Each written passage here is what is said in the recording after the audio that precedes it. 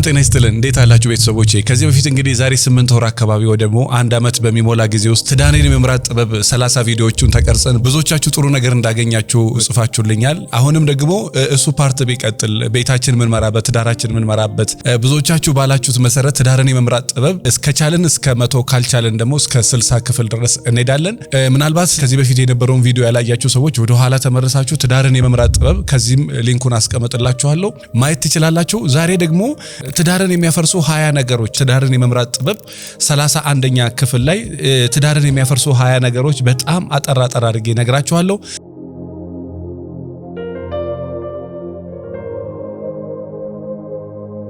እስከ መጨረሻው ድረስ ተከታተሉ በተለይ ባልና ሚስቶች ሆናችሁ ብትሰሙት ይሄን ቪዲዮ ትጠቀሙበታላችሁ ሚስት ከባለቤትሽ ጋር ባል ከሚስት ጋራ ካልሆነ ብቻህን ተረጋግተ ይሄን ቪዲዮ ብትሰማ ትጠቀምበታለህ ብዬ አስባለሁ ባጭሩ ልንገራችሁ ትዳርን ለማፍረስ የሚያበቁ አንተና ሚስትን ለመበተን የሚያበቁ እና እነዚህ 20 ነገሮች ናቸው እስከ መጨረሻው ድረስ ተከታተሉ የመጀመሪያው ይሄ አንቺን ማግባት አልነበረብኝም አንተም ማግባት አልነበረብኝም ብሎ መናገር እዛ የሚሰማው ሰው ላይ የሚፈጥረው ነገር በጣም ሲበዛ አስቀያሚ በጣም ሲበዛ ከባድ አንተም ማግባት አልነበረብኝም አንቺ ማለት ማግባት አልነበረብኝ ሚሉ እንደዚህ አይነት ንግግሮች ትዳርህን የማፍረስ ቤትሽን የማፍረስ አቅም አላቸው ከዛ ውጪ ደግሞ በየሳምንቱ በየቀኑ የሆነች ነገር በተፈጠረ ቁጥር እንለያይ እነዚህ ነገሮች ያንተን ትዳር ያንቺን ትዳር የመበተን አቅም አላቸው ስለዚህ በጋራ ከሆነ የምትሰሙት እነዚህ ነገሮች ባትጠቀሙ ይመከራል ሶስተኛ ደግሞ ቤትን ጥሎ መውጣት የሆነ ነገር ሲፈጠር ከሚስት ጋራ መጋፈጥ ተቤት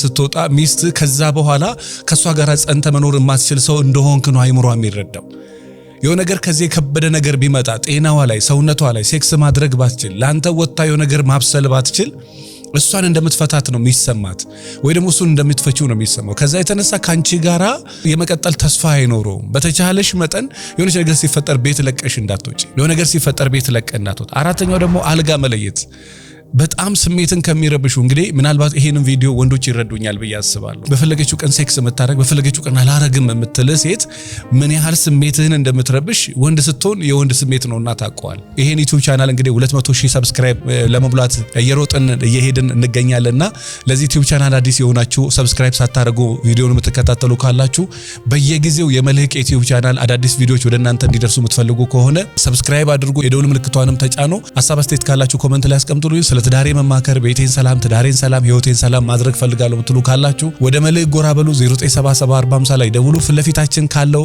በአካል ያለው ስልጠና ይጀምራል አድራሻችን መገናኛ ስለሺ ህንጻ 6ኛ ፎቅ ላይ ታገኙናላችሁ ቢሮ ቁጥር 607 ላይ ስለ ፍቅር ህይወት ስለ ትዳር ህይወት በቂ ዕውቀት ማግኘት ከፈለጋችሁ 200 ችግር 200 መፍትሄና የትዳር ሐኪም መጽሐፍን አንብቡ ሴት ልጅ ከሆንሽ በተቻለሽ መጠን ወንድ ልጅ ከሆንክ በተቻለ መጠን ትዳርህን የምትወደው ከሆነ በፈለገ ሰዓት አልጋትለይ በፈለገ ሰዓት አልጋትለይ አልጋ መለየት ተነጋግራችሁ ከሆነ በጣም ጥሩ አልጋ መለየት ተነጋግረሽ ከሆነ በጣም ጥሩ ካልሆነ ግን አልጋ ባትለይ በጣም ይመከራል አምስተኛው ደግሞ ንቀት ማሳየት አነጋገርሽ ላይ አረማመድሽ ላይ አካሄድሽ ላይ እሱ በተደጋጋሚ ተይባክሽን ምግብና ውሃ ለአንድ ላይ አቅርቢ ብሎ ይያለሽ ሁሉ ጊዜ ምግብና ውሃ በጋራ ማቅረብ የሚሰለችሽ ከሆንሽ በቃ ይሄ ንቀት ያሳየሽ ነው ንቀት ያሳያት ነው እባክህን እንዲ እንዳታረግ ውደደኝ ጊዜ ስጠኝ አዳምጠኝ እቀፈኝ ሁሉ ይሄን የምትነግር ከሆነ ንቀት ነው የምታሳያት አንተ የነገረች የማታስተካከል ከሆነ ስድስተኛው ደግሞ መጠጣት ማምሸት ጠጥቶ መጥቶ መስከር እነዚህም ለትዳር መፍረስ ምክንያት የሚሆኑ ናቸው ሰባተኛ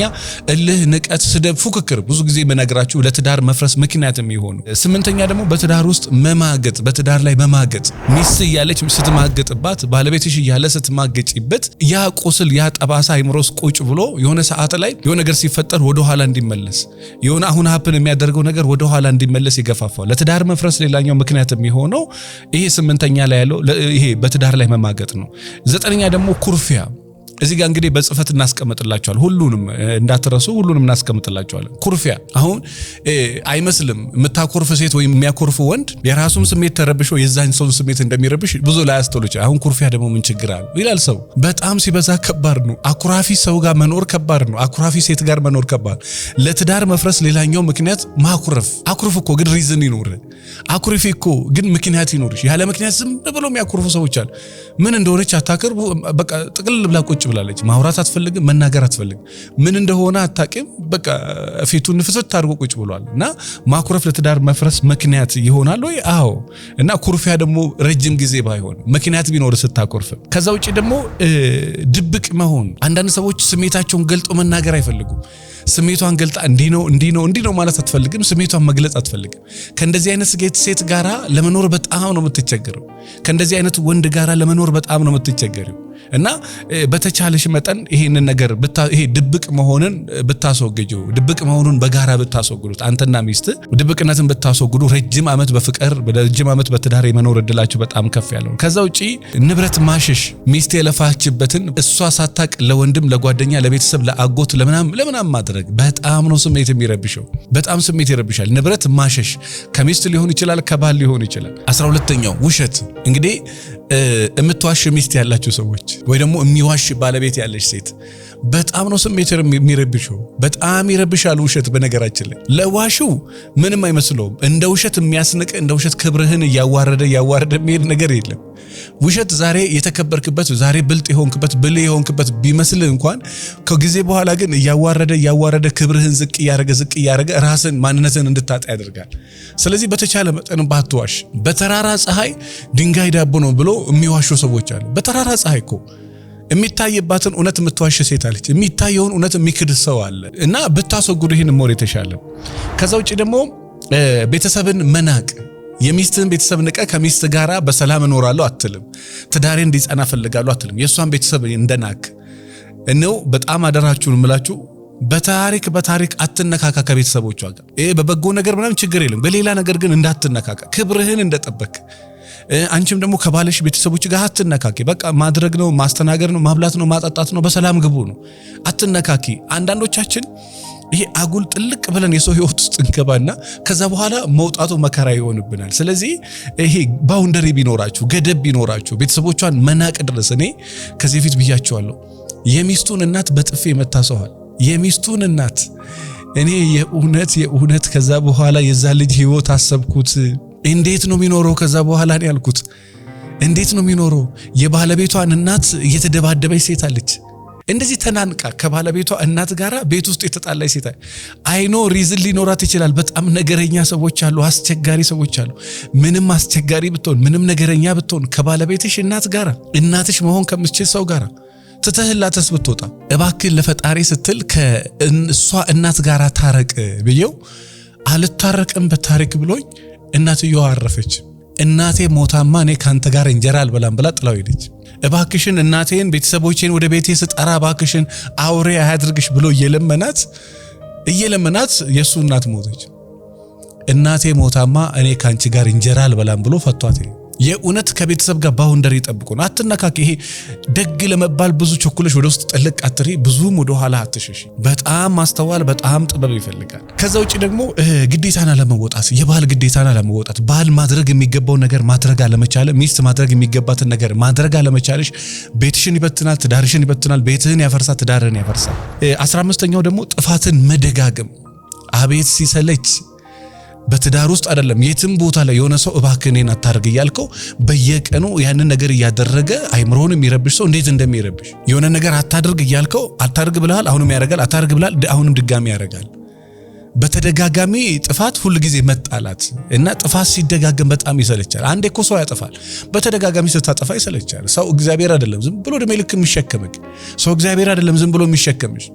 አንዴ ይሄን ነገር እንዲህ ነው ከተባለ በተደጋጋሚ ከሆነ ይሄ ልብስ አትልበሽ ያላትን ባል ይሄን ነገር አታርግ ያለችውን ሚስት ያንን ነገር መደጋገም ንቀትን ማሳየት ነው። ይሄ ለትዳር ፍቺ የሚያበቃው ሌላው 16ኛው ደግሞ በሁሉ ነገር አለመጣጣም፣ በሴክስ አለመጣጣም፣ በንግግር አለመጣጣም፣ በአለባበስ አለመጣጣም፣ በአካሄድ አለመጣጣም፣ በብዙ ነገር አለመጣጣም ለትዳር መፍረስ ምክንያት ይሆናል። ስለዚህ ትዳራችሁ እንዳይፈርስ ካል ይሄ ማትጣጣምባቸው ነገሮች እየበዙ ከመጡ የምትጣጣምበት ነገር እየጠፋ ይመጣል። ያን ጊዜ ትዳር ይፈርሳል። ስለዚህ እሱም መጠንቀቅ። 17ኛው ደግሞ የባህሪ ለውጥ ማምጣት።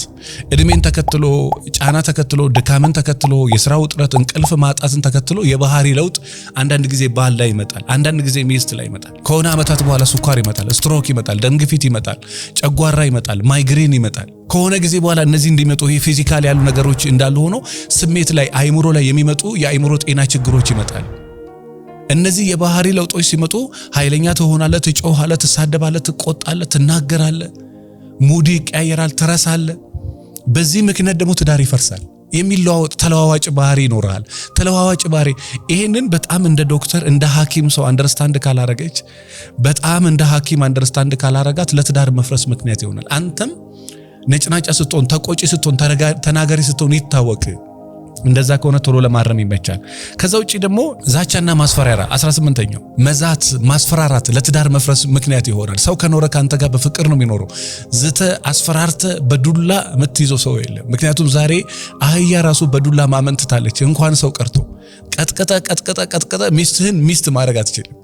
ልጆችንም ቀጥቀጠ ልጅ ማድረግ አትችልም። እና በዱላ ብቻ አትመን። ዱላ ብቻ የሚያስተካክል አይደለም። እና ከዛ ውጪ ደግሞ 19ኛው ደግሞ ይሄ አለመከባበር፣ አለመደማመጥ፣ አለመተሳሰብ፣ አለመተማመን እነዚህ ለትዳር መፍረስ ምክንያቶች ይሆናሉ። 20ኛ ደግሞ ችግሮችን በንግግር መፍታት አለመቻል። እኔ በጣም በሚገርም ሁኔታ ቤታችሁን የምትወዱ ትዳራችሁን የምትወዱ ከሆነ ትዳርን በመምራት ጥበብ ውስጥ የተወሰነ ነገር ራስሽ ላይ መስራት የምትፈልጊ ከሆነ ራስን መፍሳት የምትፈልግ ከሆነ እነዚህን 20 ነገሮች በዚህ በኩል እናስቀምጥላችኋለን። እነሱ ነገሮች በደንብ አይምሮዎችን ስሩባቸው። አይምሮሽ ላይ ከሰራሽባቸው አንተና ሰው ቁጭ ብላችሁ እነዚህ ነገሮች ሲሪየስሊ ካስወገዳችሁ እመነኝ ቤት የሰላም ቤት ጭቅጭቅ የቀነሰበት ቤት ይሆናል።